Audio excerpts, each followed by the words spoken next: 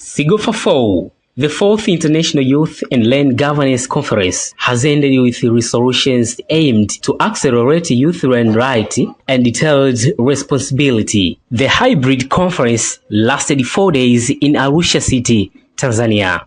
The agreement comes after serious panel discussion that took place and gave the concrete solution to regional institutions, government, civil society, traditional leaders, and YILAA. With the director of Landesa in Tanzania, Godfrey Masai, is here to speak about the CIGOFA4. Welcome, and what does Landesa benefit from this CIGOFA4? A lot. Landesa does provide its experience of how its work contribute towards Kenya security for youth in Tanzania. So we are here to share our experience, the evidence of what we do, and some of the models that we have been using to pilot with view that the members of this convening will scale them up.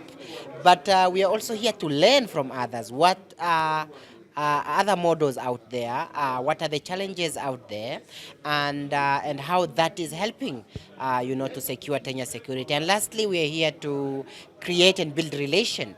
The new organization, new entities that we are meeting here. And you have created yeah, we have already created these, and we are going to really nurture them. We are going to nurture them, and it will help us continue, to work on these issues in our country. How did you find the insights, perspectives of the young people themselves? Yeah, I found a very insightful conversation that was led by youth here. And most of these issues, for example, there are models of how when there are redistributive, land redistributive programs that the governments have been implementing across the continent. We are hearing of how some of the youth have benefited out of these, but we are also seeing the network of young men and women out there and how they have come together and they are putting, pressure on some of these continental bodies such as the African Union, Africa Development Bank, to make sure that they make concerted efforts to supporting some of the youth-led interventions. And finally, we are hearing from research. There are young men and women who are doing research in universities, and they're telling us, that there are some of the research gaps that are still out there. Representative from ILC Africa, Moise Mbimbe, welcome, and tell me your role in ILC. Thank you. I'm Moise Mbimbe, as you rightly said. I'm the Acting Senior Programs Officer of the International Land Coalition Office in Africa. Okay. Let's look why ILC is supporting CIGOFAs, and now we are talking CIGOFA4. Yes, supporting CIGOFA is part of our agenda of shifting power to those people who live on and from the land. And we pay special attention to some constituencies like indigenous peoples, farmers, pastoralists, women, and then youth. So it's to supporting CIGOFA is our way to contributing to making sure that land governance policies and practices are more and more inclusive to young people. Another great chance with the founder and the director of YILAA Africa, Innocent Antoine. The CIGOFA4 is clear, and the message has been discussed. The concrete solution discussed with the young people themselves. What are the direction for the future? Thank you so much. You have said very well. It's a CIGOFA4, so it's a fourth International Youth and Land Governance Conference. This conference is one of the first and unique space for the young people to express themselves about all the issues related land, related agriculture, climate, and other topic. The topic that we discuss this year is how together we can accelerate youth land right.